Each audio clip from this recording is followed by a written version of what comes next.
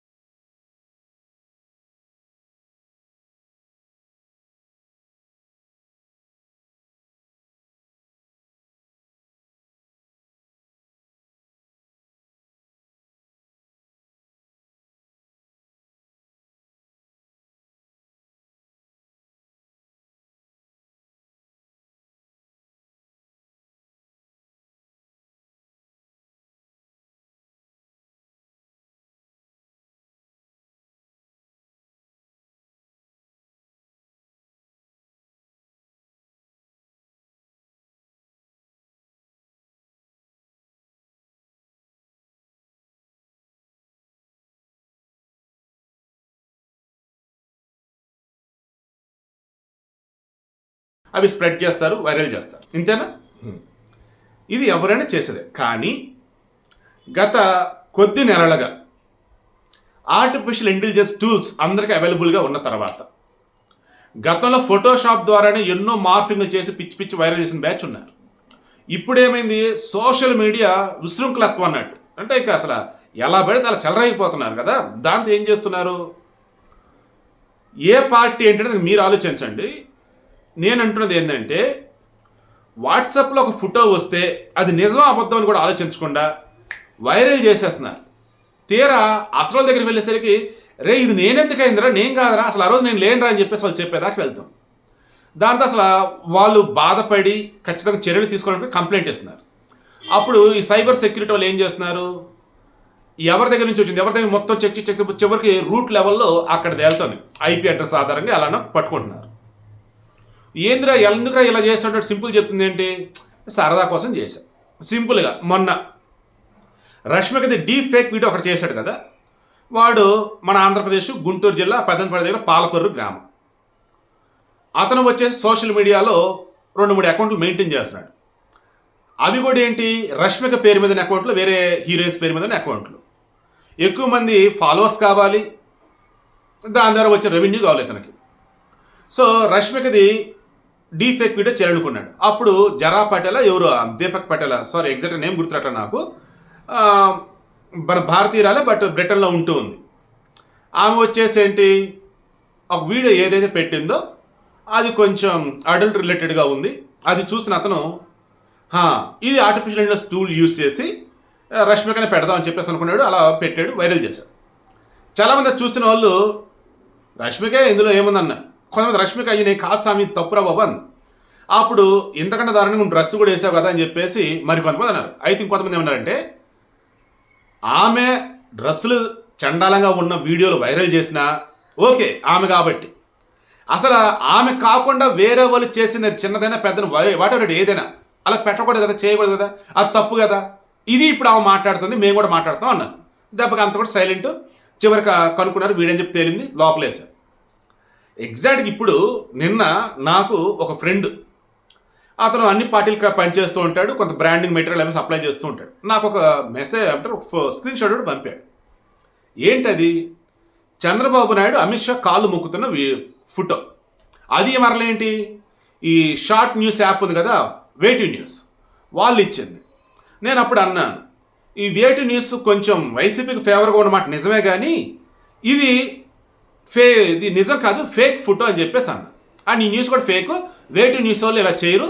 ఎందుకంటే ఈ మధ్య వేటు న్యూస్ వాళ్ళ లోగోను వాడి వాళ్ళ ఫాంట్ స్టైల్ వాడేసి చాలా వరకు ఫేక్ ఇమేజ్ వైరల్ చేస్తూ ఉన్నారు కొంతమంది. ఇందులో పేటీఎం బ్యాచ్ గాల్లా లేదన్నప్పుడు ఆయా పార్టీలో వైసీపీనా టీడీపీకి ఏదైనా మీరు ఆలోచించుకోండి, ఎవరి మధ్య ఎక్కువ వైరల్ చేస్తున్నారు ఏంటి అని చెప్పేసి. సో నేను అన్నాను 100% ఇది కాదు. ఎందుకంటే అమిత్ షా వయసు 59, చంద్రబాబు నాయుడు గారి వయసు 72. అలాంటిది అసలు ఈయన ఆయన కళ మీద మొక్కడే నన్ను మోరవరు. చంద్రబాబు నాయుడు నాకు తెలిసి 99.99% ఎవరి కాళ్ళు మొక్కడు.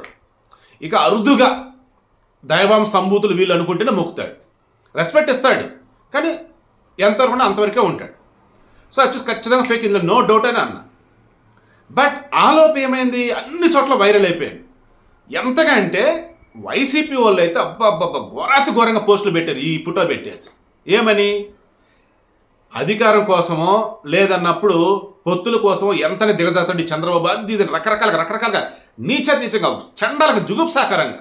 అప్పుడు నాకు అనిపించింది, అరే నిన్న మొన్న నేను చూసిన వాటిలో అనిల్ కుమార్ మొదటి భార్య అంటూ, షర్మిలను చేసుకునే ముందు వేరే ఆమె అంటూ, వాళ్ళ పిల్లలంటూ ఏదో చెత్త న్యూస్ ఒకటి, అది నిజం అర్థం పక్కన పెడదాం, దానిలో కంటెంట్ దారుణంగా ఉంది. అంతకుముందు షర్మిలకి సంబంధించి ఆమెకు సంబంధించి కొంత చెత్త కంటెంట్, ఇవి ఈ వైసీపీ వాళ్ళు పేటీఎం వాళ్ళు వైరల్ చేస్తూ ఉన్నారు. సొంత మనుషుల్ని అంత గలీస్తనంగా వైరల్ చేస్తున్నారు, ఇక చంద్రబాబుది ఏముందిలే అని చెప్పేసి అనుకున్నా. కానీ కనీసం కొంచెం రియాలిటీకి దగ్గరగా ఉండాలి కదా, ఏమాత్రం రియాలిటీకి దగ్గరికి లేనిది. అది ఏంటి రాబాబు అంటే 2018 జూన్ 21న యోగా దినోత్సవం రోజు మన చంద్రబాబు గారు యోగా చేస్తున్న మూమెంట్లో అలా భూమికి దాన్ని ఏమంటారు సూర్య నమస్కారం మూమెంట్లో ఉంటారు కదా, బెండ్ అవుతున్నారు. ఆ ఫోటో అనమాట. దానికి ముందు అమిత్ షాని పెట్టి చాలా అంత నీచగా దాన్ని వైరల్ చేసి పడేశారు. ఇంకోటి, ఢిల్లీ మెట్రోలో మోదీ వచ్చేసి మెట్రోలో ట్రావెల్ చేస్తున్నటువంటి విద్యార్థితో డిస్కస్ చేస్తుంటే మాట్లాడుతూ ఉంటే అక్కడ మోడీ ఎదురుగా ఈయన చంద్రబాబు నాయుడు చేతులు కొట్టుకొని నించున్నట్టుగా మళ్ళీ అదొక ఫోటో చూసారా, చంద్రబాబు ఎంతకైతే దిగజాతాడు అది ఇది అని చెప్పేసి. చంద్రబాబుకి మోడీకి ఏజ్ డిఫరెన్స్ వచ్చేసి జస్ట్ 1 year, కానీ ఆల్వేస్ వాళ్ళిద్దరు ఫ్రెండ్లీగానే ఉంటారు. మన జగన్ గారిలా కాళ్ళు మొకటాలు, ఆయన దగ్గరకు వస్తున్నప్పుడు లేదా ఆయన ఉన్నప్పుడు చాలా వినయంగా వినమ్రత ఉంటాలు, ఓవర్గా అది ఉండదన్నమాట. సో ఫైనల్ నేను చెప్పేది ఏంటంటే, ఎంత మించి దిగజారరా వీళ్ళు అనుకుంటే అంతగా మించి మేము దిగజారుతాంరా, మా దగ్గర చాలా కంటెంట్ ఉందిరా, మా దగ్గర చాలా ఏమంటారు ఇమేజ్లు ఉన్నాయరా, మా దగ్గర చాలా వీడియోలు ఉన్నాయంటగా బిహేవ్ చేస్తూ ఉన్నారు ఈ పేటీఎం బ్యాచ్ గారు. మరి నిన్న వైరల్ చేసిన వాటిలో ఈ వైసీపీ వాళ్ళు మరి ఎందుకు ఆ రకంగా వైరల్ చేశారు ఒకసారి వాళ్ళు ఆలోచించుకోవాలి. ప్రాక్టికల్గా ఇది ఏమాత్రం ఆలోచించడానికి అర్థమైపోయింది కదా, చంద్రబాబు ఇలా చేయడు అండ్ అవతల మనిషి చంద్రబాబు చాలా చిన్నోడు, ఇదేదో ఫేక్ అని చెప్పేసి. ఈ ఫేక్ అన్నప్పుడు ఎవరి మీద పడింది ఇంపాక్ట్? అది వైరల్ చేసే వాళ్ళు ఎవరు వైరల్ చేసినా పేటీఎం బ్యాచ్ అండ్ మరో ఒక పార్టీ వాళ్ళు రాని. సో సీరియస్లీ సొంత మనుషుల మీద బయట వాళ్ళ మీద తన మన తేడా లేదు, మేమింతే, మా బతుకులు ఇంతే, మా రాతలు ఇంతే, మా గలీజ్ వైరల్ చేసే బ్యాచ్ ఇంతే అన్నట్టు తయారైపోతా ఉన్నారు.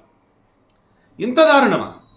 సో వీడియో మెయిన్ ఇంటెన్షన్ మరలా చెప్తున్నా, అన్ని పార్టీలో చెప్తున్నా, మీరు 10 మెట్లు నాటు 10 మెట్లు అనకూడదు మాట ఏమన్నది, మీరు ఒక స్థాయికి దిగజారారు అనుకుందాం, అవతల వాళ్ళు నువ్వేనంటే మేము కూడా దిగజారుతున్న వాళ్ళు ఇంకా దిగజారారు అనుకుందాం.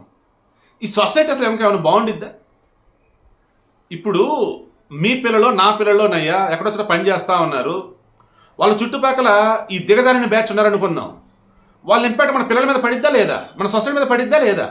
అంటే సమాజాన్ని చేతి సర్వనాశనం చేస్తున్నారు.